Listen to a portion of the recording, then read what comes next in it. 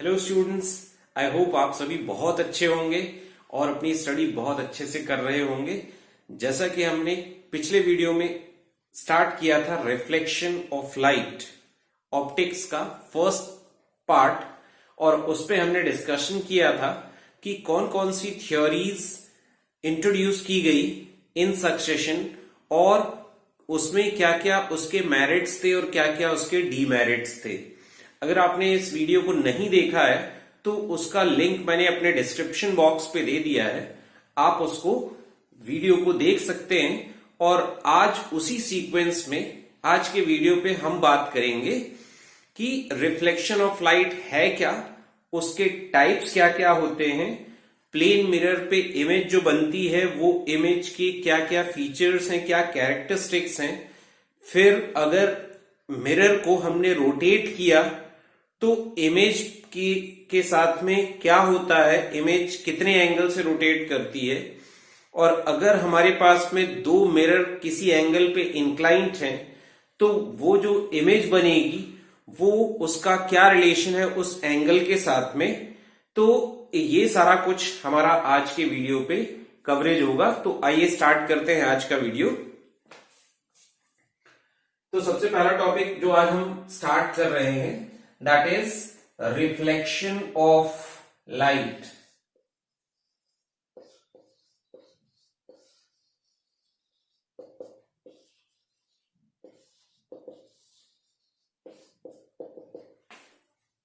तो reflection of light को अगर हम डिफाइन करने चलें तो रिफ्लेक्शन ऑफ लाइट जैसा आपने देखा होगा कि अगर हम एक बॉल को ले लें और किसी वॉल पे हिट करें तो बॉल क्या करता है, उस वॉल को दीवार को हिट करने के बाद में वापस आता है, बाउंस बैक करता है।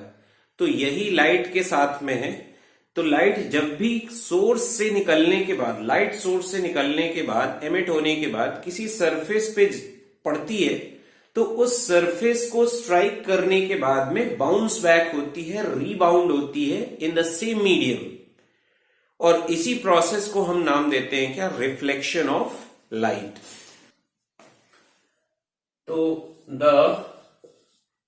Bouncing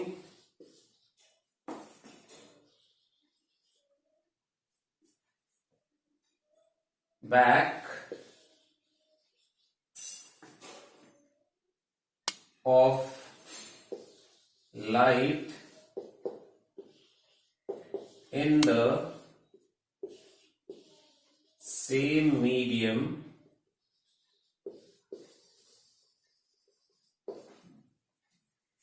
after striking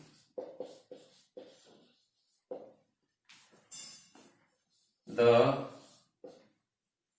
reflecting surface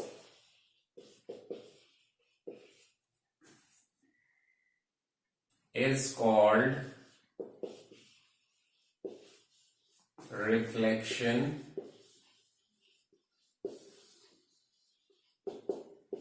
of light।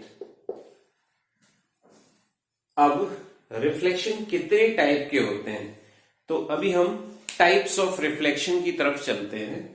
तो हमारे पास में next types of reflection.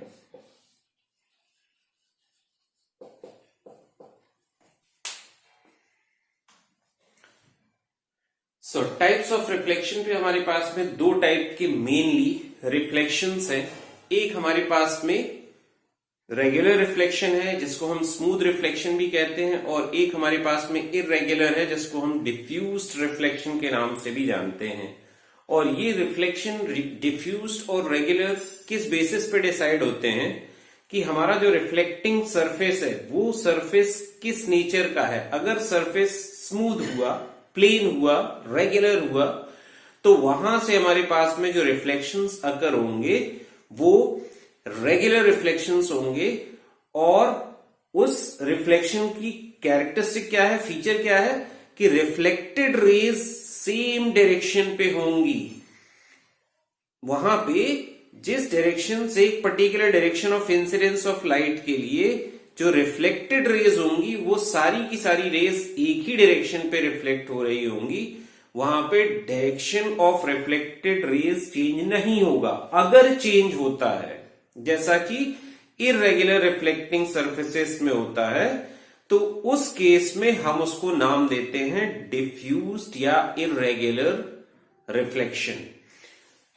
So first हमारे पास में है क्या, फर्स्ट टाइप हमारे पास में है रेगुलर और smooth reflection.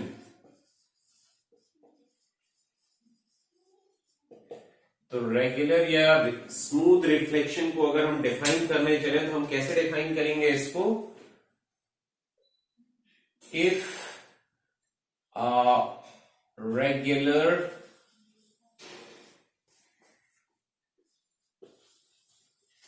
reflection is said to take place if all the reflected rays are found in the same direction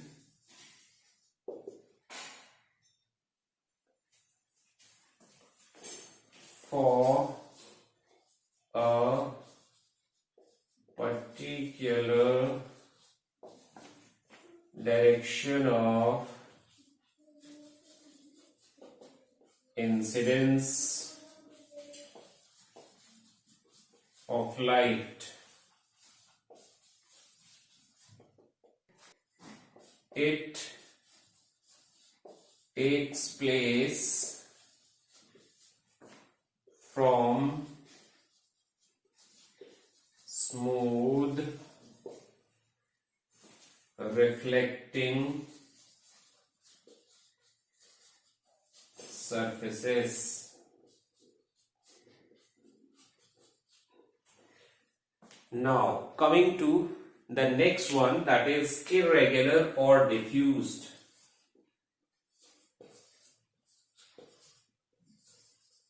Irregular or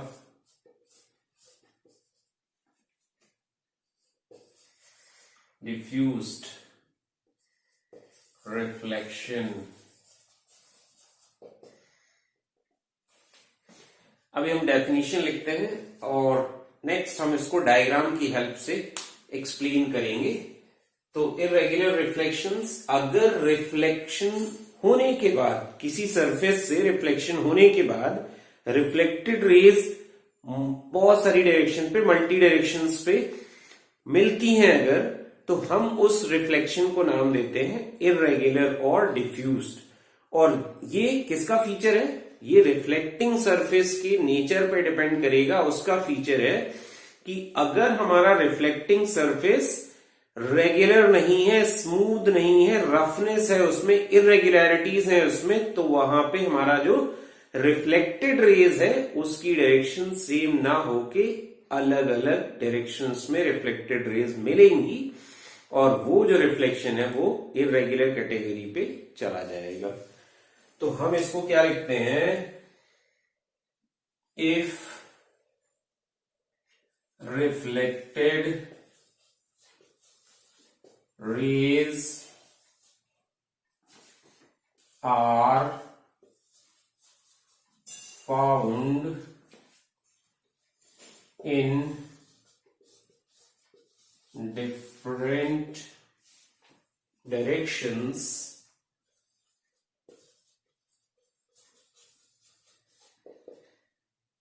for a particular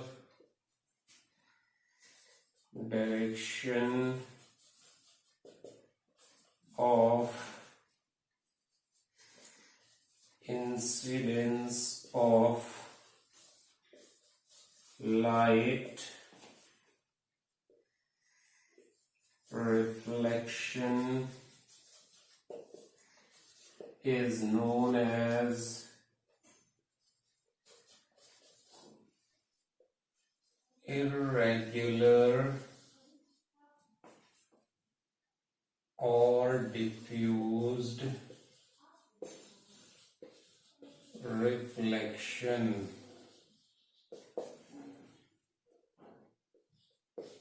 It takes place from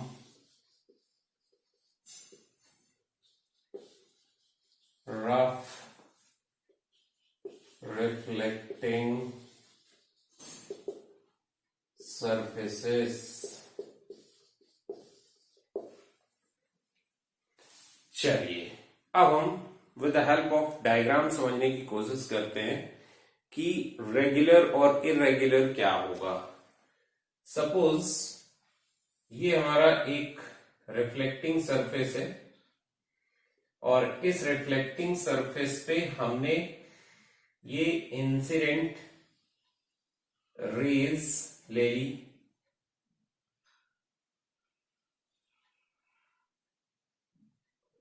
ये incident raise जब reflect होंगी तो ये reflected raise same direction पे हमें मिलेंगी। Reflected raise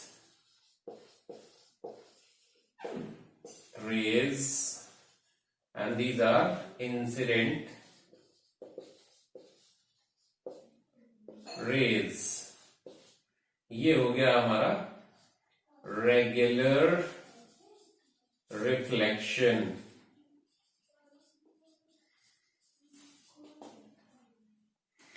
अब हम डिफ्यूज्ड रिफ्लेक्शन देखते हैं।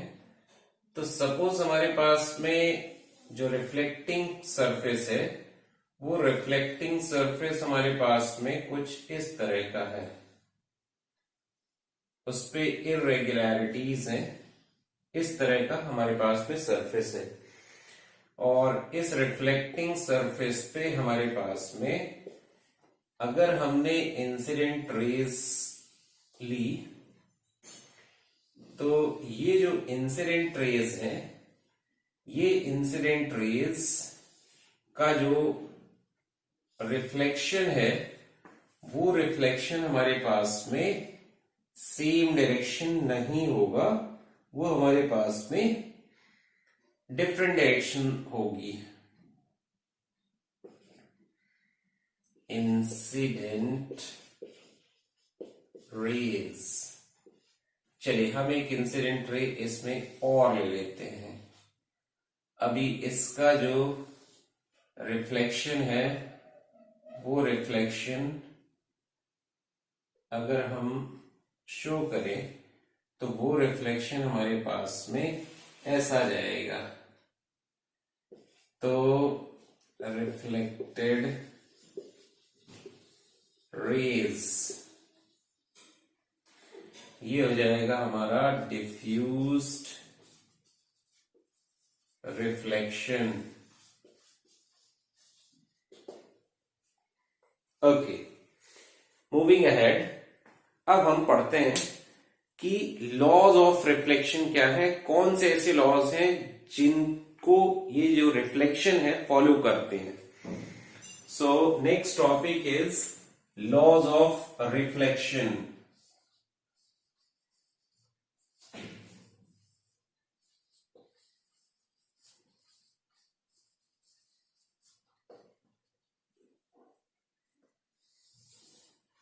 Laws of reflection.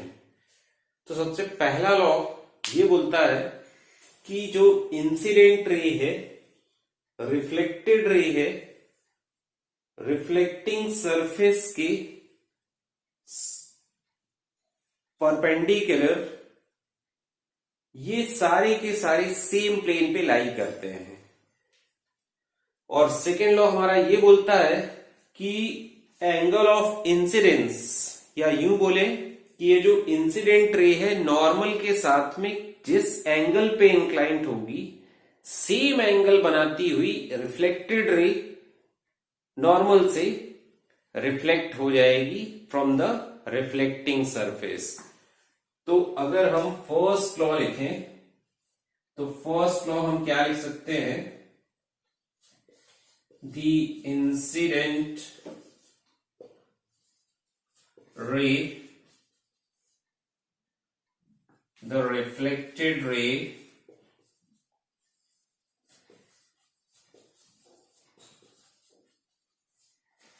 and the normal to the reflecting surface all lie on the same plane। Second law हमारा बोलता है the angle of reflection is equal to the angle of incidence।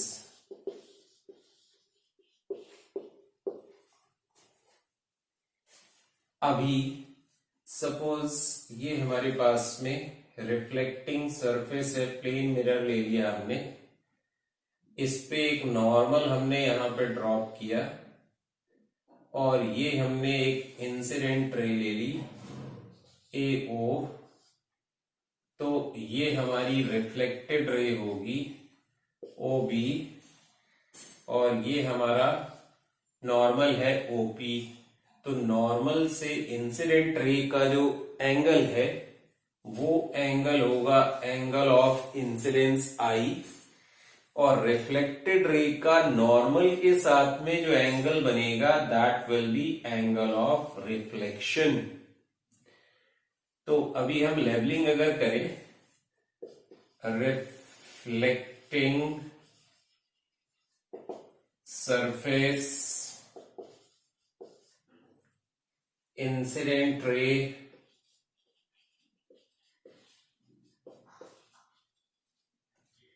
reflected ray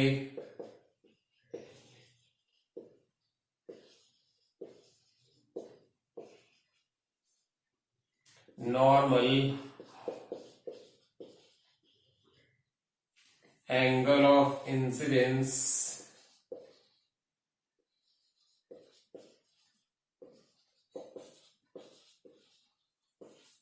angle of reflection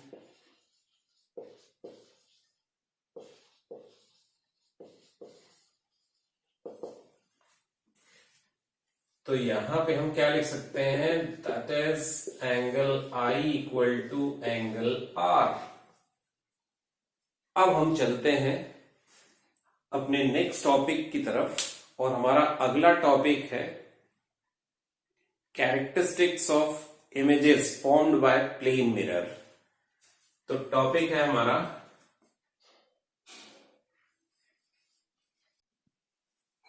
characteristics of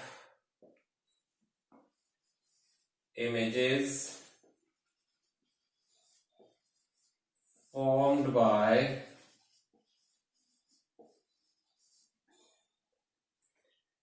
plane mirror।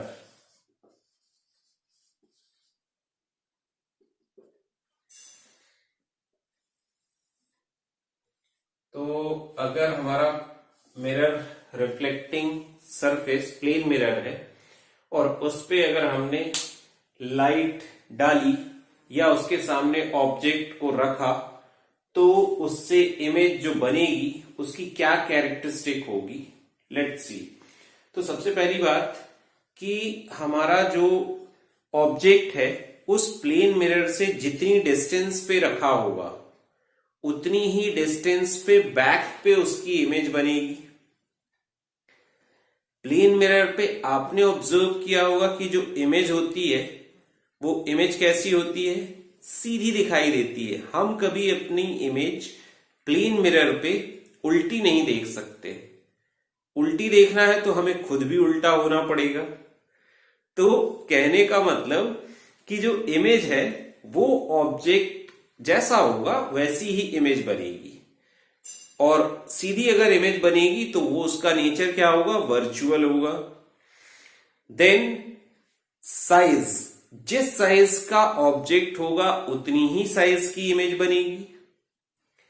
अगली characteristic है कि object का left portion image पे right दिखाई देगा और राइट लेफ्ट पे दिखाई देगा, मतलब इमेज लेटरली इन्वर्टेड होगी। तो ये कुछ कैरेक्टरिस्टिक्स हैं जो हमें मालूम होना चाहिए। चलिए तो हम इनको एक एक करके एनलिस्ट करते हैं। सबसे पहला कैरेक्टरिस्टिक अगर हम लिखें, the image is at the same distance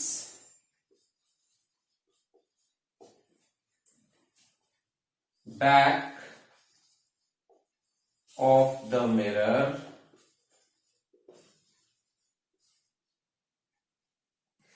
as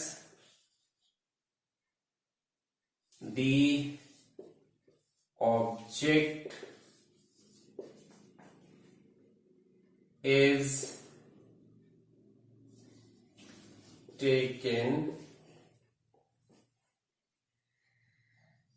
in front of the mirror। मतलब जितनी डिस्टेंस पे आपने मिरर के सामने ऑब्जेक्ट लिया उतनी ही डिस्टेंस बैक पे उसकी इमेज फॉर्म होगी। Second, the size of the image formed is the same as that of the object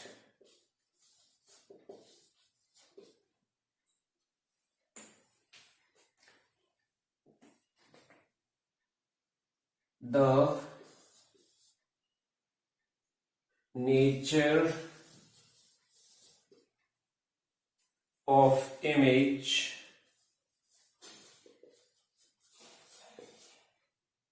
is virtual and erect। Virtual और इरेक्ट, सीधी बनेगी। Then third, the image is laterally inverted। laterally inverted, अभी जो lateral inversion है इसका एक बहुत practical application आपने देखा होगा कि जो रोड पे एम्बुलेंस दौड़ती है उस एम्बुलेंस पे जो लेटर्स हैं वो उल्टे लिखे होते हैं। उसका रीजन सिर्फ और सिर्फ लेटरल इन्वर्जन है। क्या होता है कि जब एम्बुलेंस जाती है और सपोज कि आगे कोई व्हीकल चल रहा है तो उस एम्बुलेंस को साइड लेने के लिए, क्योंकि एम्बुलेंस इमरजेंसी व्हीकल है, उसको जल्दी से जल्दी हॉस्पिटल तक पहुंचना है, पेशेंट लेके जा रही है, तो उस कंडीशन पे अगर सामने कोई व्हीकल है तो उसके रियर व्यू मिरर पे उसकी जो इमेज दिखाई देगी वो सीधी दिखाई देगी। इसलिए हम उस पे एम्बुलेंस पे लेटर्स को उल्टा, लेटरली इन्वर्टेड लिखते हैं, लिखा जाता है। और इस तरीके से उस एम्बुलेंस को साइड मिल जाएगा और वो आगे निकल जाएगी ओवरटेक करके। नेक्स्ट टॉपिक हम लेते हैं। तो अब अगर हम किसी प्लेन मिरर को रोटेट करते हैं तो उस रोटेशन के साथ में इमेज के कितने एंगल से रोटेट होगी, इमेज पे क्या इफेक्ट आएगा, लेट्स सी दैट। तो नेक्स्ट टॉपिक हमारा जो है रोटेटिंग अ प्लेन मिरर।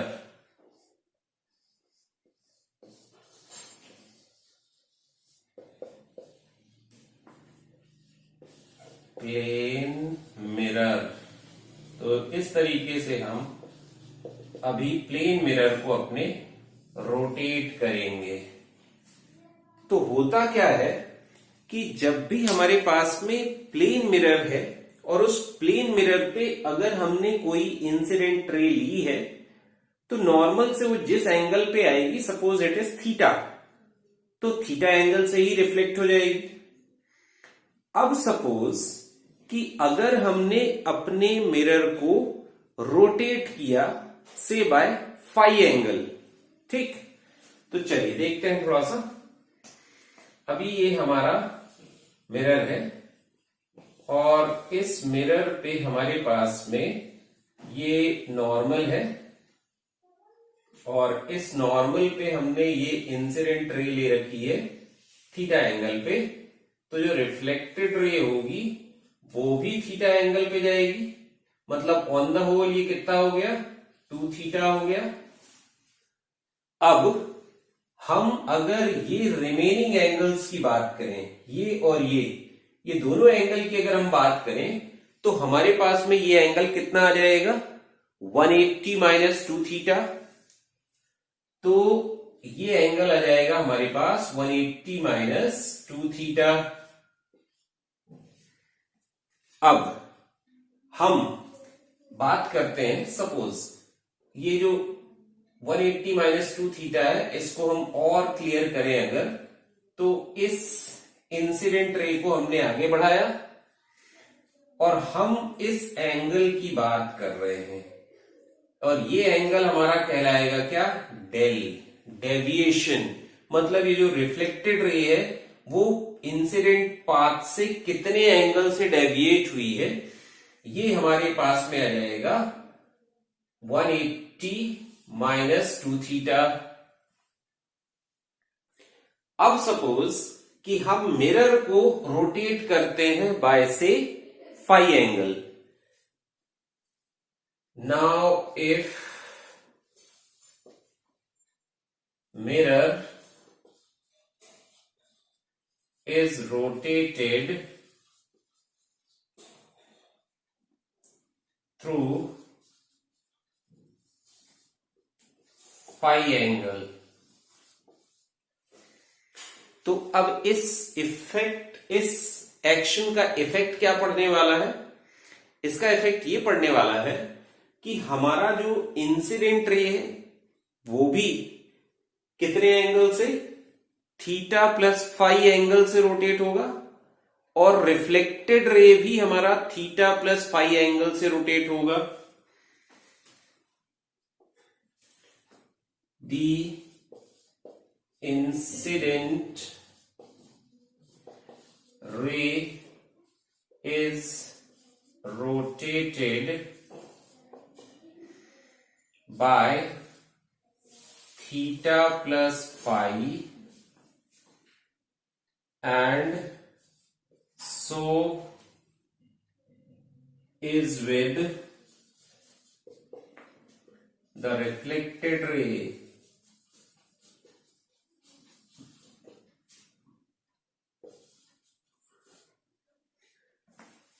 तो अब हमारे पास में एंगल ऑफ रिफ्लेक्शन भी यही आ गया, एंगल ऑफ इंसिडेंस भी यही आ गया। तो उस केस में हमारा जो डेविएशन एंगल है, मतलब अब जो रिफ्लेक्टेड रे है वो इंसिडेंट डायरेक्शन से कितने एंगल से डेविएट होगी, तो हम अभी डेल डैश लिखते हैं 180 minus 2 into theta plus phi. तो ये हमारे पास में क्लियर कट क्या मिल रहा है, 180 माइनस 2 थीटा -2 तो ये चीज तो हमारा अर्लियर वैल्यू है डेल का -2 तो प्रीवियस एंगल मतलब जितने एंगल से आपका मिरर रोटेट हो रहा है उसके डबल एंगल से हमारा जो रिफ्लेक्टेड रे है वो रोटेट होगा। Hence the reflected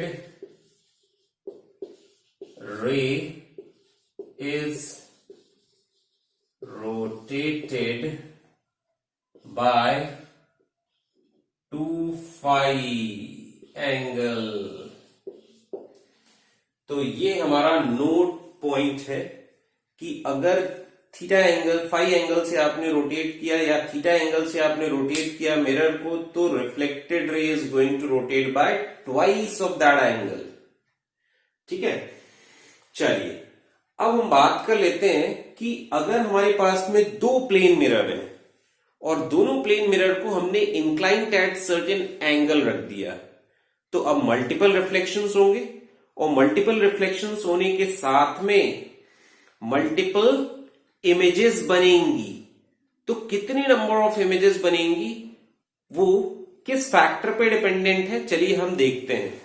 okay, now suppose let two plane mirrors be placed at theta angle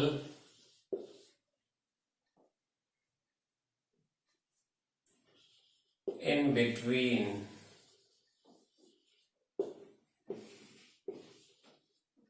them। तो अब हमारे पास में सपोज एक मिरर ये हो गया और एक मिरर ये हो गया और ये है हमारे पास में एंगल थीटा। अब अगर इसके बीच में यहां पे कहीं पे हमने ऑब्जेक्ट रखा तो इस ऑब्जेक्ट की कितनी इमेज बनेंगी, तो उसके लिए हमें देखना पड़ेगा number of images, that is small n, is first n equal to 360 upon theta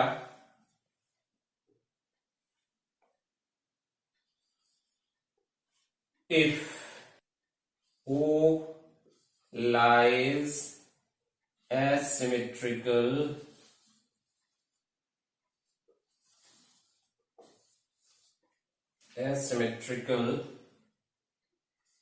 between mirrors। अब सेकेंड केस हो सकता है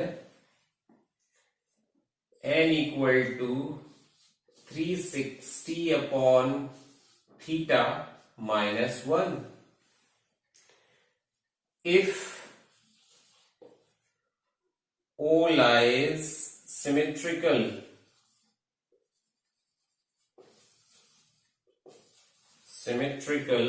between the mirrors। अब ये दोनों ही केसेस के लिए आपको चेक करना पड़ेगा for both the above cases. अभी आपको चेक करना पड़ेगा कि ये जो 360 अपॉन थीटा है ये ऑड नंबर आना चाहिए, तब ही ये दोनों केसेस एप्लीकेबल हैं। For both the above cases 360 upon theta should be an odd number